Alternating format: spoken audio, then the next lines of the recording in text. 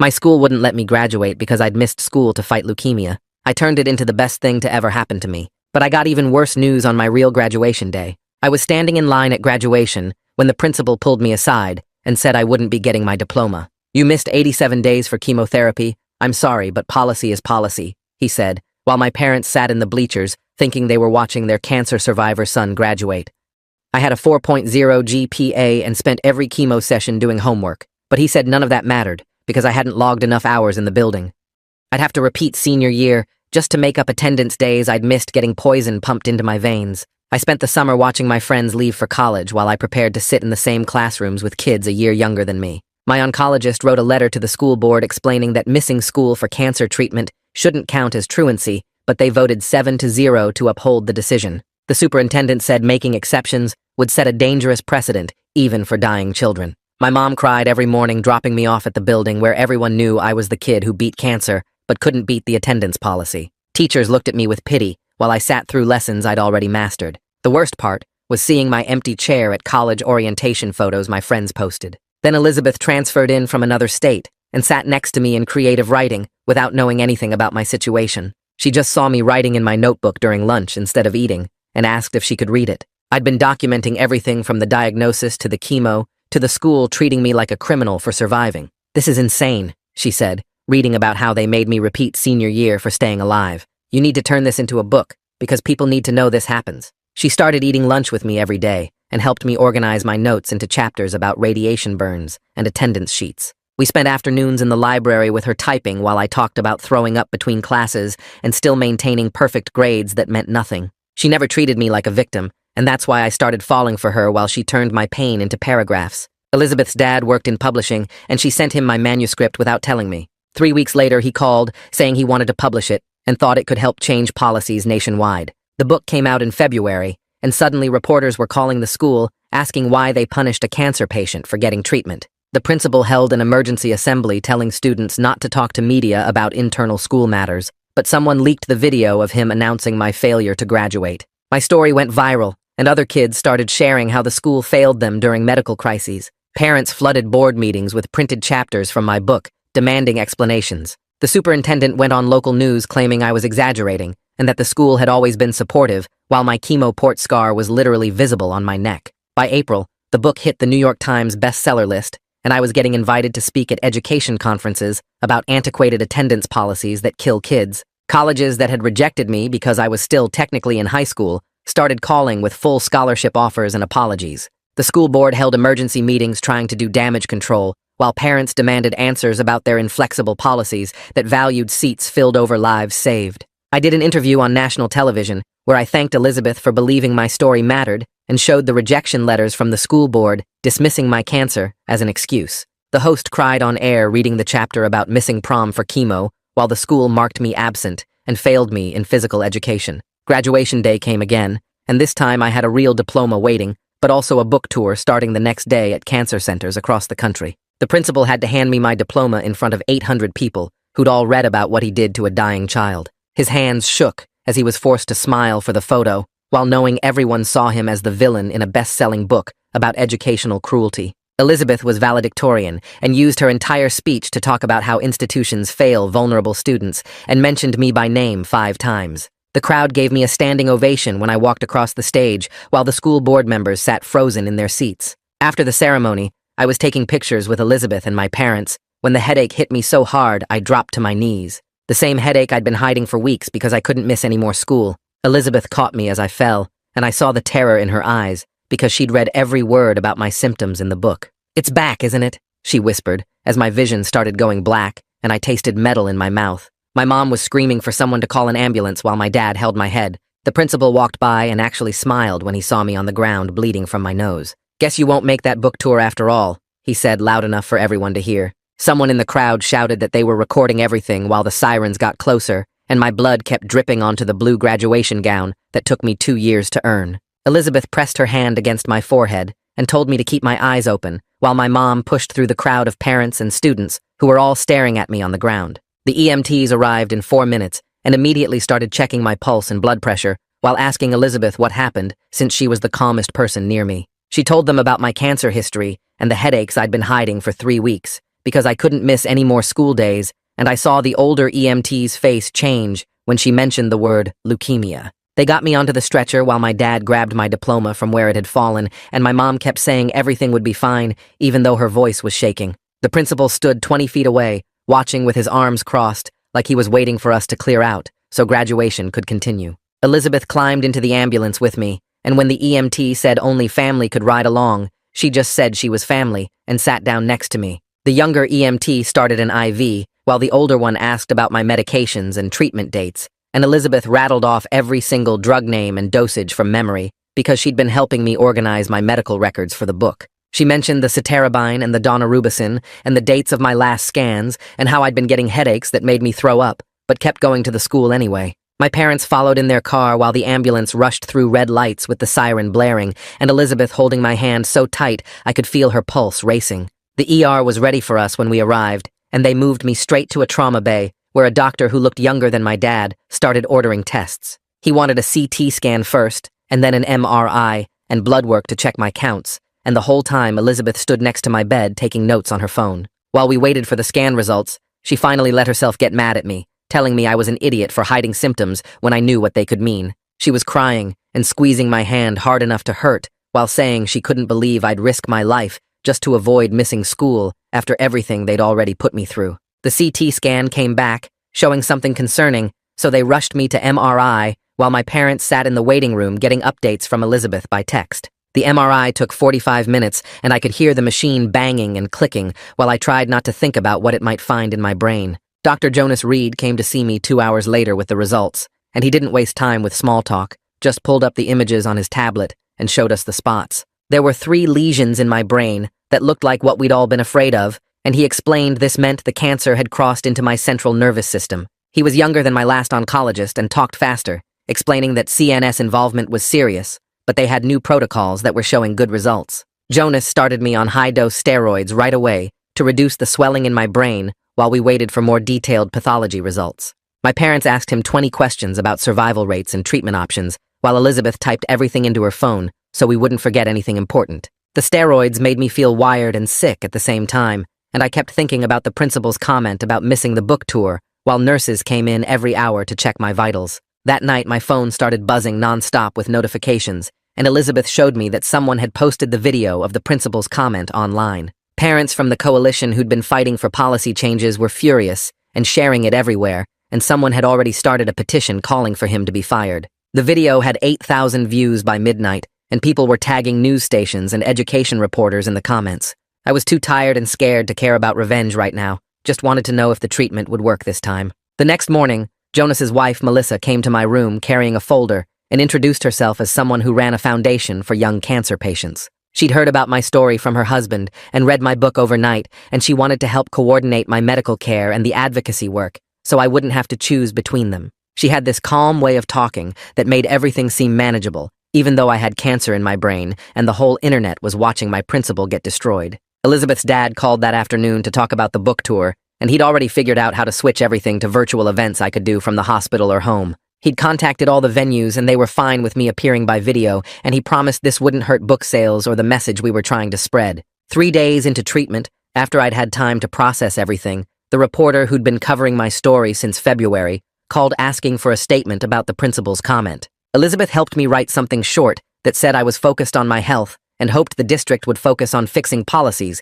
instead of protecting administrators who were cruel to sick kids. The school board announced an emergency meeting about the principal's behavior that would happen Thursday night, and parents were already organizing to pack the room. I watched the live stream from my hospital bed with an IV pumping steroids into my arm while hundreds of parents filled every seat and stood along the walls. The board members looked scared as parent after parent stood up to talk about the video and demand accountability for how the principal had treated a student with cancer. After 2 hours of public comment, they announced they were placing him on administrative leave while they investigated his behavior at graduation and his handling of my case. A week later, I was sitting in my hospital bed picking at the bland chicken and rice they called lunch when this guy my age walked into my room wearing jeans and a college hoodie instead of a hospital gown. He introduced himself as Marcel Reed and said his parents were Jonas and Melissa, then pulled up a chair next to my bed and started telling me about his brain tumor 2 years ago without any small talk or fake cheerfulness. He showed me pictures on his phone from when he was bald and skinny like me,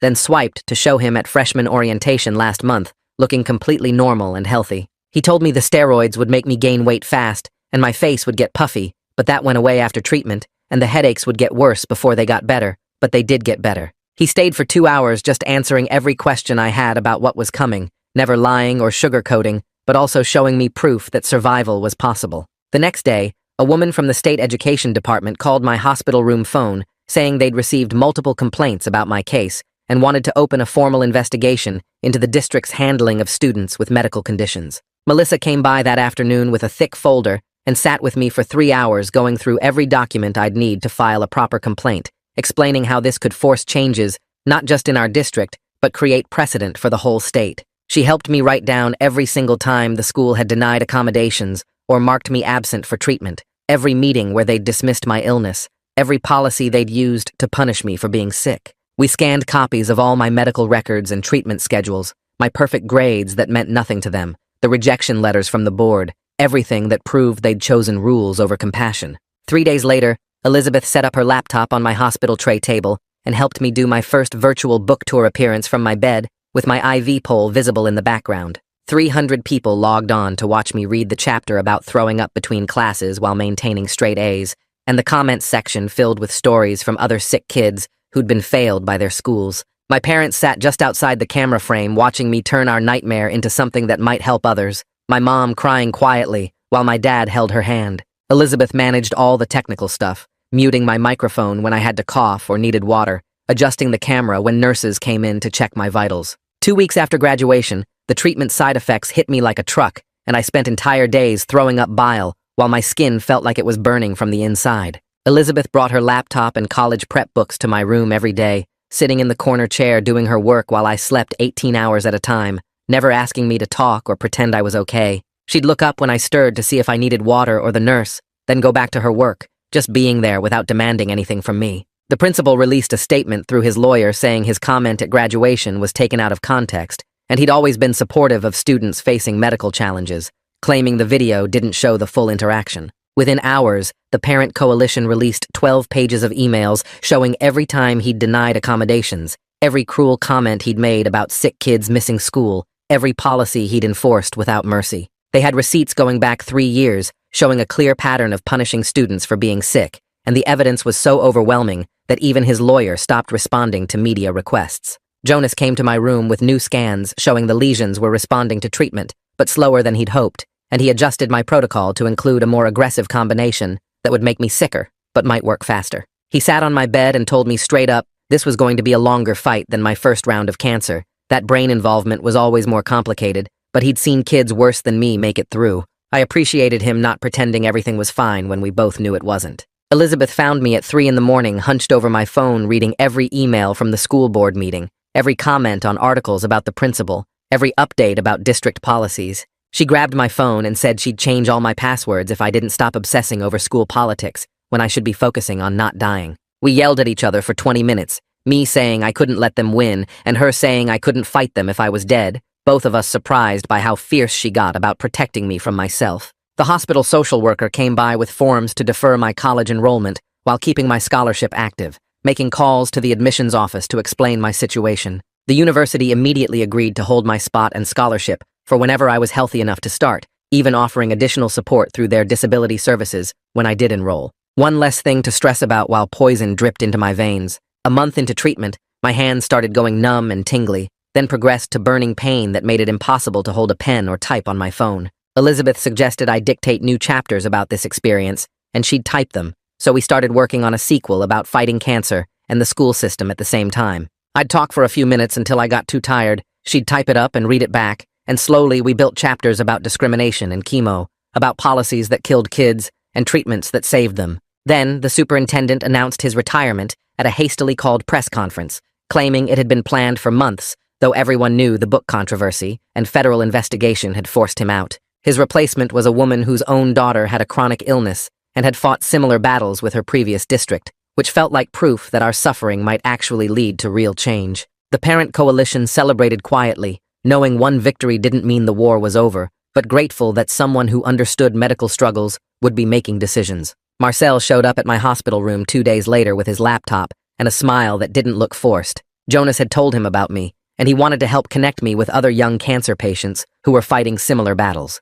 He opened his laptop and showed me a private Discord server where about 30 kids our age shared everything from chemo schedules to advocacy wins. I watched him type my introduction while explaining how the group met twice a week on video calls. The first meeting I joined from my hospital bed had kids from 12 states all dealing with cancer while trying to graduate or start college. One girl was fighting her school district in Texas over the same attendance issues I'd faced. A guy from Oregon was testifying before his state legislature about insurance coverage for experimental treatments.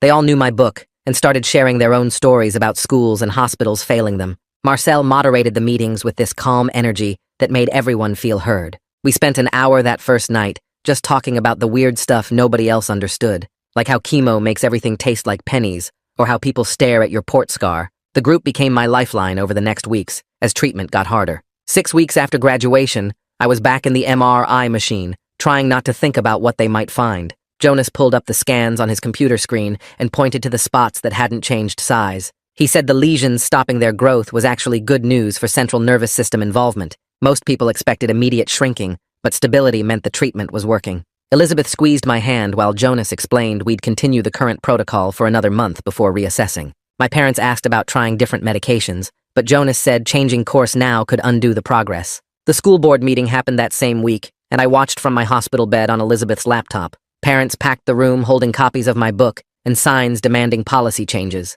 The new superintendent presented a complete revision of the attendance policy that would create automatic exemptions for medical treatment. They voted 7-0 to approve it, and even named the new policy after me. Watching them vote for something that would have saved me a year of my life felt surreal. Elizabeth was holding my hand when the acceptance letter from the local state college arrived. She'd applied to 5 schools, including 2 Ivy League ones that wanted her based on her perfect grades and valedictorian status. But she chose the school 20 minutes from the hospital where I was getting treatment. She claimed their education program was exactly what she wanted, but I knew she was lying. The other schools had offered full rides and better programs, but she wanted to stay close. I didn't know how to process someone giving up their dreams for me. Elizabeth's dad called the next morning about the book getting picked up for translation. Publishers in Germany, Japan, and Spain wanted to bring the story to their countries where similar fights were happening. The contracts meant more money than I'd ever imagined, and Elizabeth's dad suggested using it to help other families. We'd already gotten letters from parents whose kids were facing the same attendance battles. Within a week, we'd set up a fund that had already helped 3 families pay for lawyers. 2 months into treatment, I woke up one morning and actually felt hungry for the first time in weeks. I ate a whole bowl of cereal without throwing up and stayed awake through an entire movie. Elizabeth suggested we try walking to the hospital garden since the weather was nice. We made it all the way around the path twice before I needed to rest. The sunshine on my face felt like a miracle after being inside for so long. Other patients smiled at us as we passed, and one older man said seeing young people fighting gave him hope. That afternoon, the news broke that the principal was resigning effective immediately. His lawyer released a statement about wanting to spend more time with family, but everyone knew the truth. The school board had given him the choice to resign or be fired after the investigation found multiple violations. Parents had been calling for his removal since graduation day when he made that comment about me missing the book tour. Part of me felt vindicated, but mostly I just felt empty about it. He'd caused so much pain to so many kids, and now he'd just disappear without real consequences. A state legislator reached out through Melissa about introducing a bill requiring all public schools to provide medical accommodations. She wanted me to testify virtually when I felt strong enough about how the current system failed sick kids. Melissa helped me write testimony that balanced my personal story with hard data about dropout rates for chronically ill students. We practiced over video calls with me reading from my bed while Melissa gave feedback. The bill had 17 co-sponsors before we even announced it publicly. My hair started falling out again 3 weeks later, and this time it hit differently. The first time I had hope it would grow back normally, but now I knew what was coming. Clumps came out in the shower and I found strands all over my pillow each morning. Elizabeth noticed me wearing a hat indoors and asked if it was happening again. I nodded, and she left without saying anything. She came back an hour later with her head completely shaved and a nervous smile. She'd gone to a barber shop and told them to take it all off in solidarity. I cried for the first time since the diagnosis when I saw what she'd done for me. 3 months after graduation, Jonas sat us all down for a serious conversation about next steps. The current treatment was holding the cancer stable, but not shrinking it enough. He recommended adding immunotherapy to the protocol, which could boost my immune system to fight the cancer cells. The side effects would be brutal with possible organ inflammation and severe fatigue, but the success rates for central nervous system involvement were significantly better with the combination therapy. My parents wanted time to think, but I told Jonas to start the new protocol immediately. The first dose of the new drugs hit me like a truck that same afternoon. My whole body started shaking and the nurses had to hold me down while Jonas checked my vitals every 5 minutes. Elizabeth set up her laptop in the corner and started typing up notes about everything happening for the virtual book tour we'd planned for next week. I managed to do the first virtual event from my hospital bed 3 days later, with 400 families watching online. A mom from Texas showed her daughter's rejection letter from their school board after missing 60 days for kidney disease. Another family sent photos of their son studying in the chemo ward, while his school marked him truant. Each story that came in made me more determined to keep fighting both the cancer and the system. Elizabeth started posting updates on social media without asking me first. She wrote about watching me throw up 6 times in one night and still trying to edit book chapters between episodes. Her post about being 18 and spending Friday nights in the hospital waiting rooms instead of at parties got shared 20,000 times in 2 days. People started sending messages about their own families dealing with illness and how it affected everyone, not just the patient. The comments section became a support group for teenage caregivers who understood what she was going through. 2 weeks into the new treatment, my body completely rebelled. My temperature spiked to 104 and my liver numbers went crazy high. Jonas moved me to the ICU when I started having trouble breathing. My mom slept in the chair next to my bed while my dad took the night shifts. Elizabeth basically lived in the family waiting room, only going home to shower and grab clean clothes. The ICU nurses let her sneak in during quiet hours to read me updates from the book tour venues we were missing. After 5 days of touch and go, my body finally started responding the right way. The fever broke, and my liver numbers slowly came down. Jonas showed us the new scans 3 weeks later and pointed to areas where the lesions had shrunk by almost half. He warned us not to get too excited since we needed several more rounds to know if it would last, but seeing those smaller spots on the screen made my mom cry happy tears for the first time in months. Elizabeth filmed it on her phone for the social media campaign. 4 months after graduation, we watched the state legislature vote on the medical accommodation bill from my hospital room. Elizabeth had her laptop streaming while my parents sat on one side of the bed and the Reed family stood on the other. The vote was unanimous, all 40 senators raising their hands to protect sick kids from what happened to me. Melissa started crying, and Jonas actually smiled, which I'd never seen him do before. It was the first law in the country specifically protecting students' education rights during medical treatment. Marcel came by the next day with a stack of legal documents. He wanted to start a foundation using my book money to help families fight their schools. We'd use the profits from the bestseller to pay for lawyers when schools refused to accommodate sick kids. Within a week of announcing it online, we got over $300,000 in donations from readers who wanted to help. The principal who'd been so cruel had accidentally funded a whole movement for justice. My brain started working better after the 4th treatment cycle. I could focus for more than 10 minutes without getting confused. Elizabeth brought her laptop every afternoon, and we started writing the sequel together. She'd type while I talked about how one kid's suffering turned into laws that protected thousands. We documented everything from the graduation collapse to the bill passing, showing how change happens when people refuse to accept cruelty as policy. The new superintendent visited us at the hospital to apologize personally. She'd replaced the guy who retired after my book came out. She promised to make our district a model for medical accommodations and started requiring all administrators to take compassion training. She brought a folder showing the new policies they'd implemented, including automatic exemptions for any student with documented medical needs. Real change was finally happening at the school that had failed me so badly. 5 months after that awful graduation day, Jonas walked into my room with the biggest smile I'd ever seen on his face. The latest scans showed no active disease anywhere in my brain or spine. I wasn't cured and would need scans every 3 months forever, but I was officially in remission again. My mom grabbed Jonas in a hug while my dad just stood there crying. Elizabeth squeezed my hand so hard it hurt, but I didn't care. We'd made it through the worst and come out the other side. That weekend, Elizabeth and I went on our first real date in 6 months. We picked a quiet restaurant where nobody would recognize us from the news coverage. We didn't talk about cancer or schools or books or policies. Instead, we talked about movies we wanted to see and whether we preferred dogs or cats and what kind of pizza toppings were best. For 2 hours, we got to be normal teenagers planning a future we'd fought so hard to have. The letter from the OCR arrived 3 weeks later while I was sitting in the kitchen trying to keep down breakfast. My mom opened it first, and her hands started shaking as she read the findings out loud. They'd completed their investigation and found the district violated federal disability laws in 17 different ways.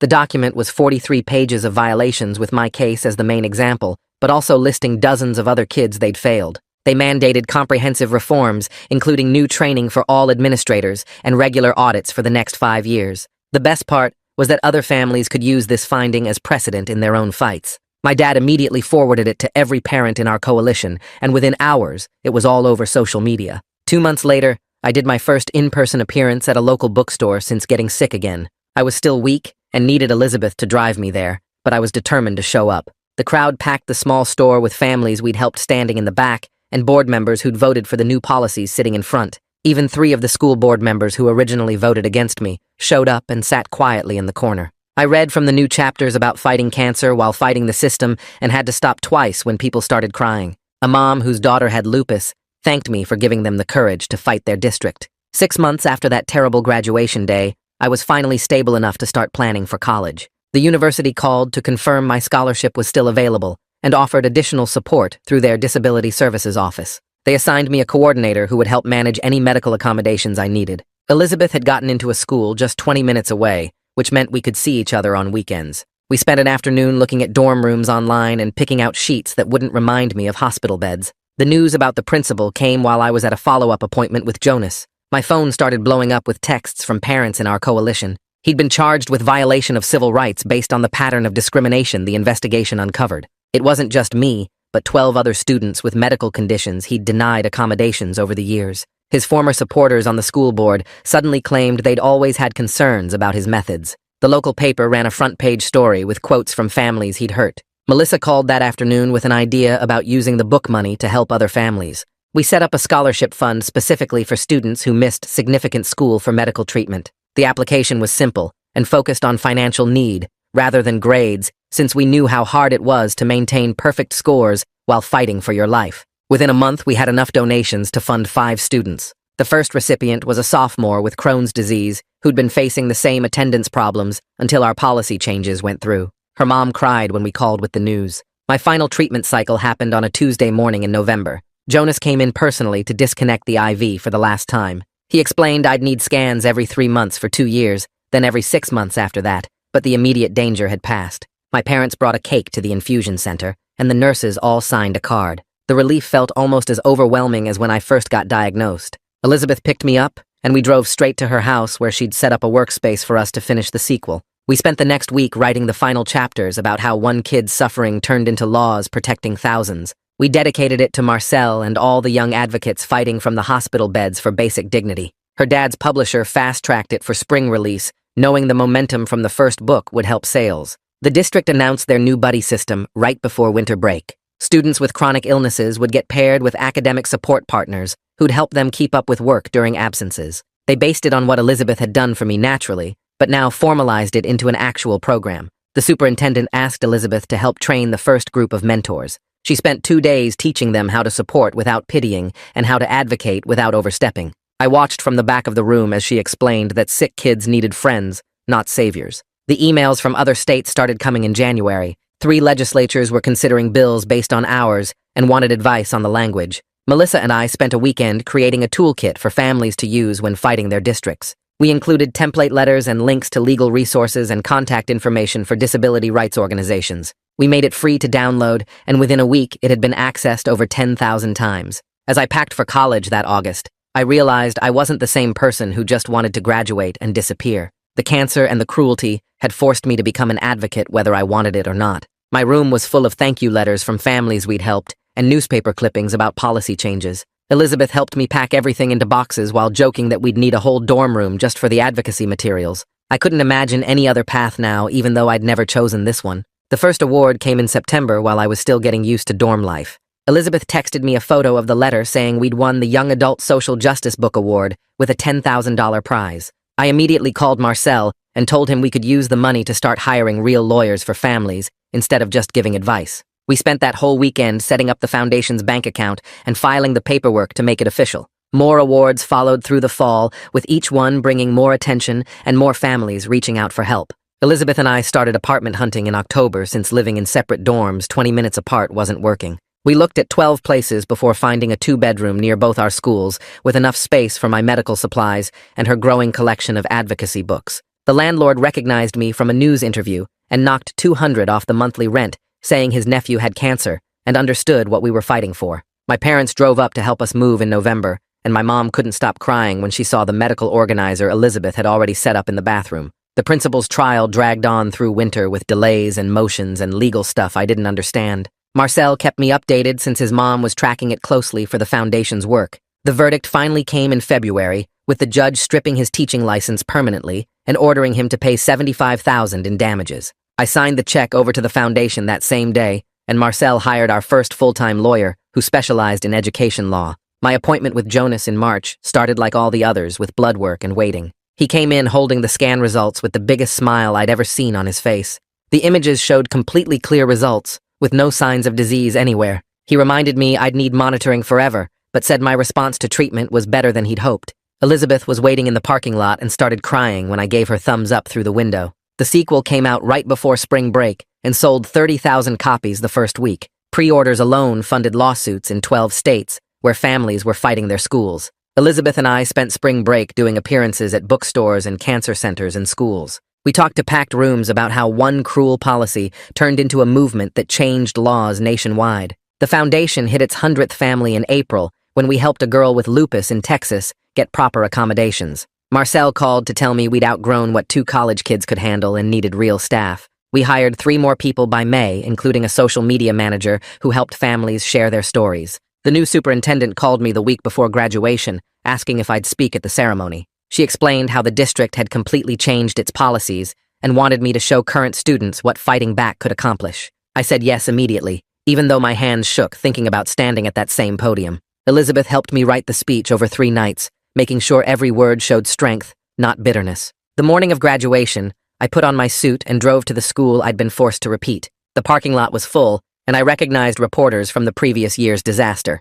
Elizabeth squeezed my hand as we walked through the same doors where I'd collapsed bleeding exactly 1 year ago. The new principal met us at the entrance and thanked me for coming back after everything. I sat on the stage looking out at 800 faces, including some board members who'd voted against me originally. When my turn came, I walked to the podium where I should have graduated the first time. I talked about cancer teaching me to fight, and the school's cruelty teaching me to fight harder. I explained how their refusal to accommodate my illness created laws protecting thousands of sick kids nationwide. I thanked Elizabeth for believing my story mattered when everyone else saw me as a problem. I thanked my parents for never giving up even when the system tried to break us. I talked about Marcel and the foundation and the 100 families we'd helped so far. I explained that sometimes the worst things that happen to us become the catalyst for the changes the world needs. I said their cruelty accidentally created a movement that would outlive all of us. The standing ovation started before I finished and lasted 5 full minutes. Walking off that stage felt different from the year before when I'd collapsed in pain. This time I walked toward Elizabeth, who was crying and smiling and holding the second book